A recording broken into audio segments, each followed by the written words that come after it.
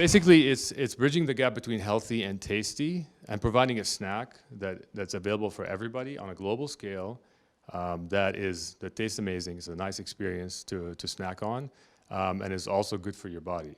So what we do is we take organic kale and we dehydrate it and mix it with organic and really unique spices to create 5 different flavors and a snack that's really for every occasion. So our product is dehydrated kale chips. So we take organic kale and we mix it with really unique and interesting flavors and spices, and then we dehydrate it at low temperatures. So we keep a lot of the benefits of fresh kale and all the wonderful ingredients that we use as well. Our main goal is to reach the consumer that loves snacking but wants to do it in a healthier way. So we're not just targeting kale chip customers. That's a small market. If we try to get a piece of it, it's not going to be that significant. So we're doing really grassroots kind of marketing efforts and going after scenarios where people would eat snacks, and would welcome having something healthy and tasty at the same time. So we're doing demos at bars. You're watching the game and you want to have something with your drink. This is a healthy thing instead of doing chips and salsa.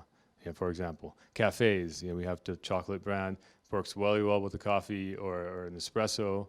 So that's really another opportunity. And then if you look more, higher level, the salty snack industry is $27 billion in the US, and it's still growing by about 5% a year. Our company is in a couple of stages of growth, because if you look at the Middle East, where we launched about 3 years ago, we've spent a lot of time really creating a market that wasn't there and educating the consumers. And at this point, we have good distribution. We're in the major retailer stores, and we started exporting to Gulf countries, Europe, and then we're also in Singapore, so we're expanding into Indonesia and things like that. Now, on the U.S. market, that's a different story, because it's a very nascent product at this point. We've been here for less than a year. We've done a lot of farmers markets and also small retailers here and there. We're about maybe 10 at this point, but we've reached capacity in our current manufacturing location. So the good news is we're able to secure some equipment and expand into a bigger spot. So now in the next week or so, we're going to have enough capacity, about 8 times the current, to really start expanding and pushing it into the major retailers such as Sprouts and Co-op and Bristol Farms, and hopefully Whole Foods and Erewhon as well. Well, there's a lot of surprises, I think. Anyone that launches anything, there's a lot of surprises.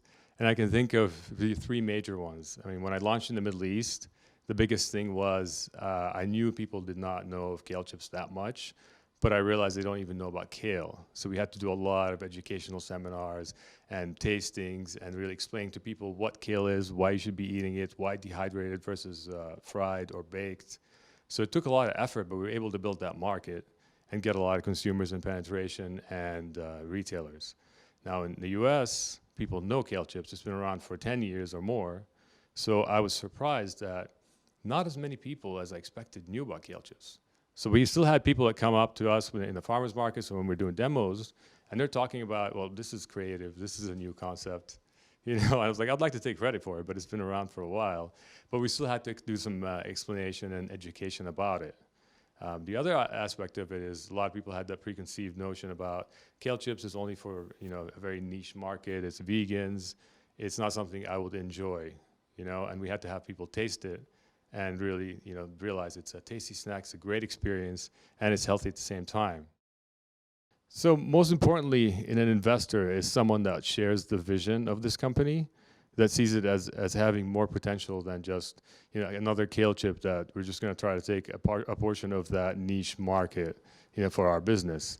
Someone that sees the mass appeal of kale chips, where we can expand into other categories and reach consumers that not necessarily want to eat just vegan or just healthy, but want to improve their eating habits and lifestyles. We've done a proof of concept, in the Middle East, in the US, and we know that our product, hits all the marks that it needs to. It tastes amazing. It has really unique flavors. It has a wide appeal, and it also hits, as you mentioned, all the health benefits that are important to a lot of consumers.